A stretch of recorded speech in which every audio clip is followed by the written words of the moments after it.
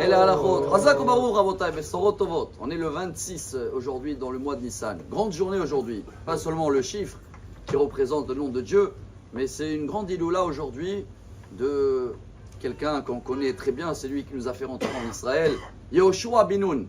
Et c'est marqué dans le Shulchan Aruch, dans le Siman Taf Kuf Pei 580, que c'est une journée tellement importante que si ce n'était pas le mois de Nissan, il fallait même jeûner ce jour-là. Vous allez me demander qu'est-ce qu'il y a de spécial chez Yehoshua bin Nun qu'on n'a pas trouvé chez tous les autres rabbins. Dans le Talmud Shabbat, dans la page 105, la Gemara elle raconte que Yehoshua bin Nun, toute la génération des sages qui sont rentrés avec lui en Israël, ils sont tous décédés tout de suite après Yehoshua bin Nun. Pourquoi?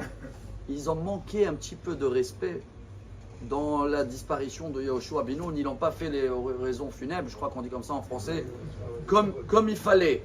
Et comme Yehoshua bin Nun, c'était lui que la Torah elle témoigne. Yehoshua bin Nun nar lo yamish mitoch ha'oel. Il était toujours collé à Moshe Rabbeinu, être là pour le servir, pour écouter.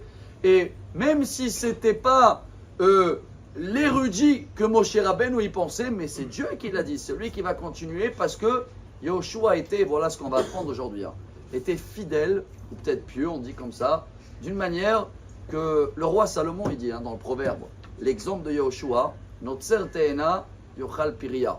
C'est comme la figue. On a parlé la figue. Le figuier, il a une qualité unique. C'est le seul arbre au monde où jamais tous les figues ils sont prêts d'un coup. Il n'y a pas de saison pour la figue. Ça veut dire tous les jours tu récoltes une autre figue. Tu ne peux pas enlever. Des fois c'est sur la même branche. Il y en a une qui est déjà mûre, mais l'autre il faut attendre encore 1 jour, 2 jours, 3 jours. Donc le figuier, tous les jours, tu peux récolter des fruits. Yehoshua bin Nun c'est pareil dans la Torah. Tous les jours, il voulait apprendre une nouveauté. Il y en a qui veulent une fois par an, allez, la veillée, Shavuot, je viens, je récolte pour toute l'année, après j'ai pas besoin d'étudier. Yehoshua bin Nun tous les jours, et il nous a donné une grande ségoula. Et voilà la ségoula, que tout le monde la connaît, on l'a dans la main, mais peut-être on n'est pas assez fidèle à donner l'importance qu'il faut. Alenu le Shaber. Qui c'est qui a écrit Alenu le Shaber? Yehoshua bin Nun. Quand il est rentré en Israël et il fallait conquérir Jéricho, il fallait tourner 7 jours autour de Jéricho et chaque fois, Alenu le Shaber. Alors comme vous le savez bien, Alenu le Shaber en hébreu commence avec Ain et il y en a 2 paragraphes comme ça on dit en français. La première elle se termine En Od. Donc ça commence avec Ain, Daled. C'est Aed en hébreu, témoin. Deuxième partie commence pareil. Al ken nekavelach. Ain et elle se termine à la fin avec Bayom haou Hashem echad ushmo echad Daled.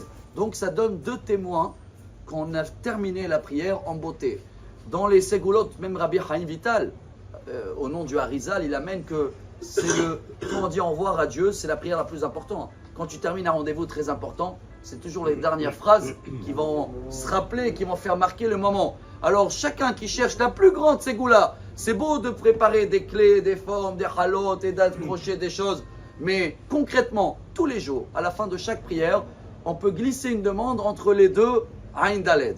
Quand on termine En Od, avant de faire Alken et Kavelach, pensez que Yehoshua, avec ça, il a pu tomber des murailles de Jéricho et chacun qui a besoin l'aide de Yehoshua bin Nun pour enlever n'importe quel blocage ou mur, etc. Alors à nous de se renforcer dans ce Alenu le Shaber et que le mérite de Yehoshua bin Nun qui nous a fait rentrer en Israël, et qu'on est toujours là aujourd'hui, 75 ans après, va être toujours avec nous pour avoir une journée remplie des miracles. Amar Rabbi Elazar.